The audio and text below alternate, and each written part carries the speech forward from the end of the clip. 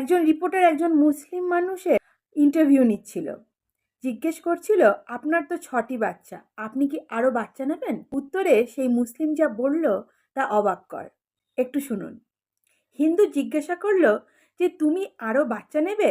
তখন মুসলিমটি বলছে, হ্যাঁ, কেন নেব না? যখন আমাদের বাচ্চা হয় তখন সরকারি প্রকল্পের টাকা পাই, ফ্রি হসপিটাল পাই। সেই বাচ্চা যখন স্কুলে যায় তখন তার বই, খাতা, জামা কাপড়, জুতো, সাইকেল, মিড ডে মিল সবই পায়। থাকার জন্য পিএম আবাস যোজনা আছে। খাবার জন্য ফ্রিতে রেশন আছে, চাল, ডাল, তেল, নুন, গম, কেরোসিন ইত্যাদি। আবার খাবার সাথে সাথে রান্না করার জন্য উজ্জ্বলার মতো ফ্রি সিলিন্ডার ব্যবস্থা আছে। বাড়িতে ল্যাট্রিন না থাকলে আবেদন করলে সরকার থেকে ফ্রিতে ল্যাট্রিন বানিয়ে দিচ্ছে। যদি শরীর খারাপ হয় তার জন্য সরকার দিচ্ছে আয়ুষ্মান কার্ড ট্রিটমেন্টের জন্য। যদি সব কিছু ফ্রিতে পাওয়া যায়, যদি ট্যাক্স নাই দিতে হয়, তবে আমরা বাচ্চা নেব না কেন? শুধু তাই নয়, এত কিছু ফ্রি পেয়েও আবার শিক্ষার ক্ষেত্রে কোটা আছে, উচ্চশিক্ষার ক্ষেত্রে কোটার ব্যবস্থা আছে, সরকারি চাকরির ক্ষেত্রেও কোটা সিস্টেম রয়েছে। সেই কোটা বা রিজার্ভেশনের মাধ্যমে আমরা খুব সহজেই সরকারি চাকরি পেতে পারি। আচ্ছা, তবে আমরা বাচ্চা নেব না কেন? আমরা যত বেশি বাচ্চা নেব তত বেশি আমাদের লাভ।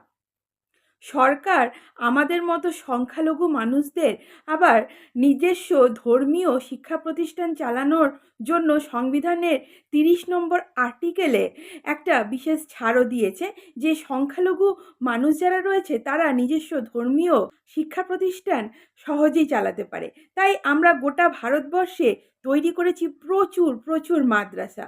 আর সেই মাদ্রাসার মধ্যেই চলছে আমাদের নিজস্ব ইসলামিক শরিয়তি শিক্ষা, এবং সেখান থেকে তৈরি হচ্ছে কট্টরবাদী মুসলিম, যেটা আমাদের ধর্মের প্রধান লক্ষ্য। ধর্মান্তকরণও আমাদের ধর্মের প্রধান লক্ষ্য।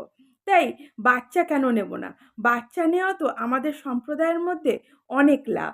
যত বেশি বাচ্চা নেব তত বেশি আমাদের সংখ্যালঘু সম্প্রদায় গোটা পৃথিবীতে বেশি পরিমাণে আসবে, এবং যত বেশি আমরা বিয়ে করব, লাভ জিহাদের মাধ্যমে একজনকে তালাক দিয়ে আরেকজনকে নিকাহ করব, তত বেশি আমরা সমাজে আমাদের প্রজন্মকে জন্ম দিতে পারবো। তাই আমরা বাচ্চা নেব না কেন? তাই একজন দায়িত্ববান সিটিজেন হিসাবে আপনি কি মনে করেন?